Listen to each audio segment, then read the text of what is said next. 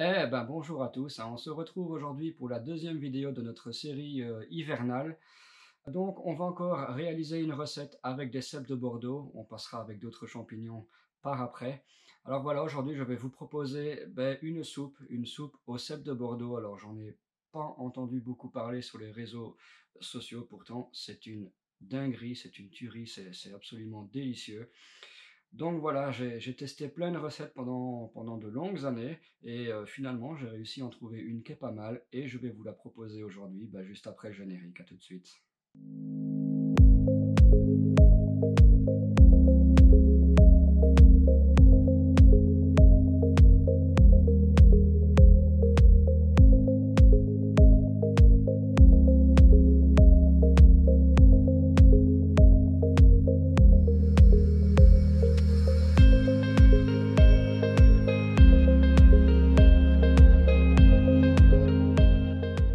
Pour réaliser cette recette de soupe aux cèpes de Bordeaux, nous avons besoin des ingrédients suivants. Alors 1 kg de cèpes que nous avons cueillis, coupés et congelés durant la période des cèpes, l'équivalent d'un poireau, une belle pomme de terre comme ceci, 3 échalotes de taille moyenne, un demi-oignon, ça passe aussi, et 4 cubes de bouillon de volaille que vous pouvez réaliser vous-même de manière naturelle en prenant une carcasse de poulet et 2 litres et demi d'eau. Donc vous faites bouillir la carcasse de poulet pendant une heure et demie.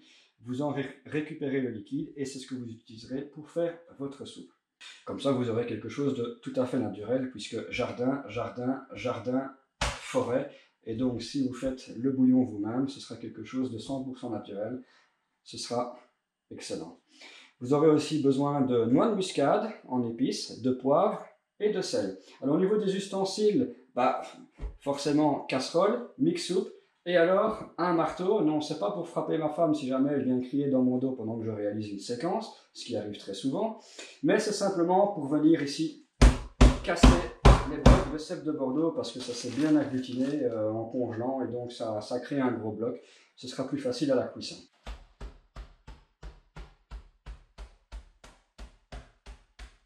Donc je viens de mettre 50 g de beurre dans une vieille casserole, hein, comme le dicton le dit, hein, c'est toujours dans les vieilles casseroles qu'on fait la meilleure soupe. Donc voilà, j'avais oublié au niveau des ingrédients, donc 50 g de beurre, mais également de la crème fraîche que je rajouterai au moment de servir dans mon assiette. Donc voilà, je vais laisser le beurre un peu frémir. J'ai allumé le feu sur 10 sur 15, donc aux 2/3, feu vif on va dire. Et voilà, on va attendre que ça frémisse un peu. En attendant, n'hésitez pas, après avoir visionné la vidéo, de la liker si vous avez aimé, de laisser un commentaire si vous avez une autre idée. Je sais bien qu'il y a plein de variantes de cette recette, j'en ai testé plein, mais c'est celle-ci que moi, personnellement, je préfère. Donc voilà, mais il y en a d'autres et n'hésitez pas à les proposer. Et voilà, et donc laissez un petit commentaire, un petit like, et si vous n'êtes pas encore abonné, faites-le pour être prévenu des prochaines vidéos. Voilà, allez, que ça frémisse. Hop, voilà, ça commence à frémir. Alors qu'est-ce que je vais faire? Rajouter mon échalote que j'ai ciselée. On va un peu la laisser devenir translucide. Voilà, mon échalote est devenue légèrement translucide. Je vais venir y mettre les poireaux qui sont pour l'instant toujours congelés. Hop, on va faire pareil, on va les laisser 2-3 minutes, le temps qu'ils décongèlent un peu, qu'ils ramollissent. Et on viendra mettre ensuite nos cèpes de Bordeaux. Voilà, on mélange le tout. Échalote et poireaux, voilà. Et on va laisser ça comme ça, 2-3 minutes. Voilà, mes poireaux ont bien ramolli. Je vais venir mettre mes cèpes de Bordeaux. Et voilà, un bon paquet d'1 kg de cèpes. On mélange le tout et on va faire pareil. On va laisser nos cèpes dégeler, laisser les cèpes rendre leur eau. Évidemment, le temps ne sera pas le même si vous mettez des cèpes frais ou des cèpes congelés. Donc je ne vais pas vous parler en temps, faites ça au feeling, mais quand les cèpes commencent à rendre leur eau, moi je vais venir rajouter mon bouillon de poulet et mettre mes 2 litres d'eau et également ma fameuse pomme de terre.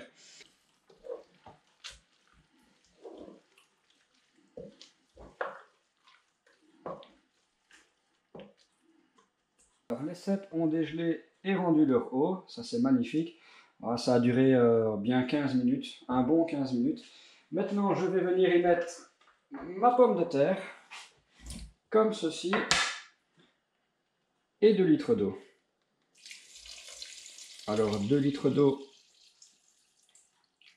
c'est peut-être un peu trop. Je vois déjà ma casserole qui se remplit déjà. On va plutôt mettre 1,5 litre. Vaut mieux mettre moins d'eau que trop.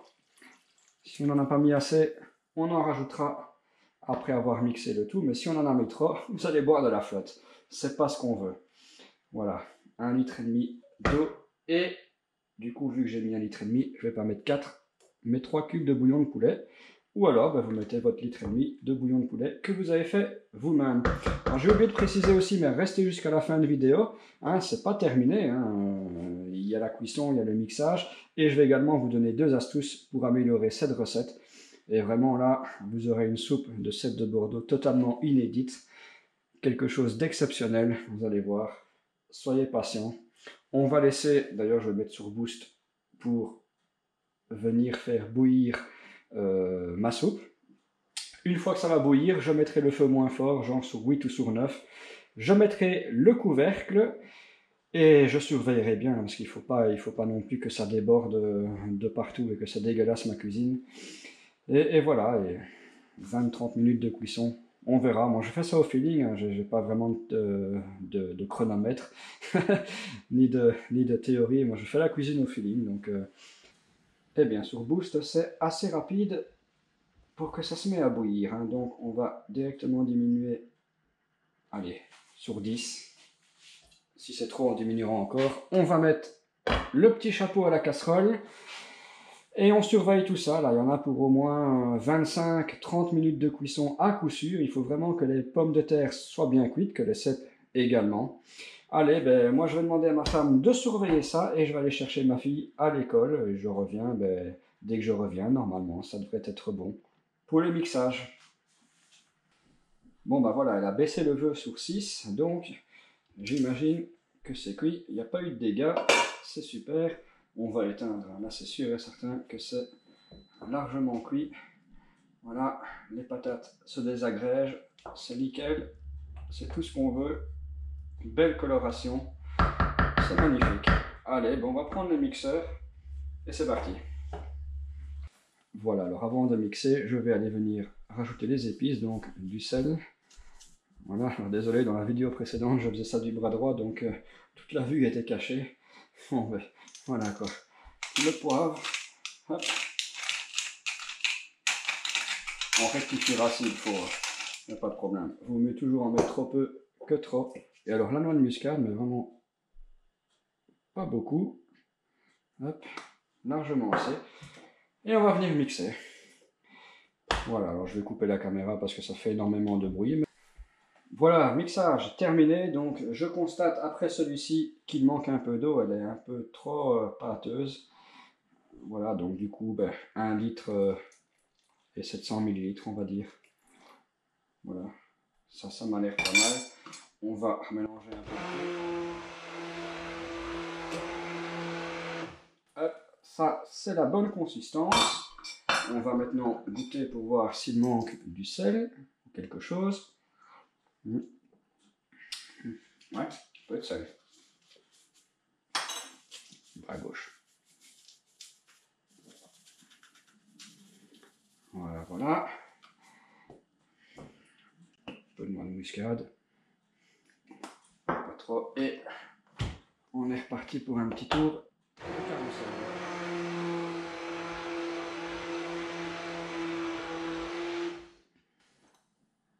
Alors, qu'est-ce que ça dit? Ça, c'est top. Alors maintenant, c'est pas terminé. Je vous avais parlé de 2 astuces. On va repasser sur mon plan de travail et je vous montre tout ça. Première astuce pour rendre votre soupe encore meilleure que ce qu'elle n'est, je vais la passer au chinois. Comme ça, tous les petits morceaux rikiki, mais qui sont encore solides, vont totalement disparaître. Et vous aurez vraiment un liquide qui va bien glisser sur le palais et la langue. Et vous verrez au niveau consistance, C'est vraiment exceptionnel. Alors je le fais avec beaucoup de soupes, notamment celle aux tomates et aux courgettes, mais je le fais également avec la soupe aux cèpes. Donc c'est pas compliqué, on prend la soupe et on va la transvaser dans ce chinois. Ça va très très vite, c'est très rapide. S'il est très consistant, ça prend un peu plus de temps. C'est vraiment nickel. Et voilà. On termine avec la cuillère en bois. Vous verrez, il n'y a pas beaucoup de morceaux solides. Hein. C'est vraiment quelques-uns, mais c'est quelques-uns qui font toute la différence. C'est pas lié à la qualité du mixeur, hein. Pas du tout.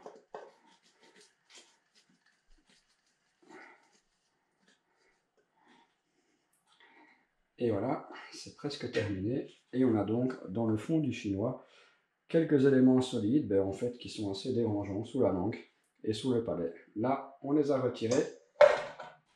La deuxième astuce consiste à rajouter un ingrédient pour rendre votre soupe encore meilleure. Alors, je n'en ai plus en stock malheureusement, donc je ne vais pas pouvoir vous montrer, mais sachez que ça existe. Donc, il y a deux possibilités. La première, c'est de rajouter des petits morceaux de lardon qu'on fait rissoler dans une poêle pendant 10 minutes pour qu'ils deviennent bien croustillants. Et vous rajoutez ça dans votre soupe et vous verrez, vous aurez ce croquant dans la bouche et ce goût de viande et ça rend vraiment la chose encore meilleure. La deuxième possibilité, et là c'est encore plus exceptionnel, c'est de rajouter des cèpes de Bordeaux rissolés en lamelles tels que je l'ai montré dans ma recette de gros béro en lamelles que vous pouvez retrouver dans ma liste de vidéos. Alors, essayez, c'est vraiment dommage que je ne puisse pas le faire parce que ça rend vraiment la soupe encore bien meilleure, mais le mix des deux recettes, c'est vraiment le top du top. Allez, voilà pour la deuxième astuce. Donc sur ce, on va dresser l'assiette pour goûter tout ça. Je suis pas gaucher, je suis droitier.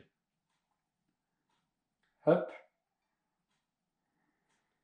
Ici, de louche, et je garde la place pour ma crème fraîche que je vais chercher dans le frigo.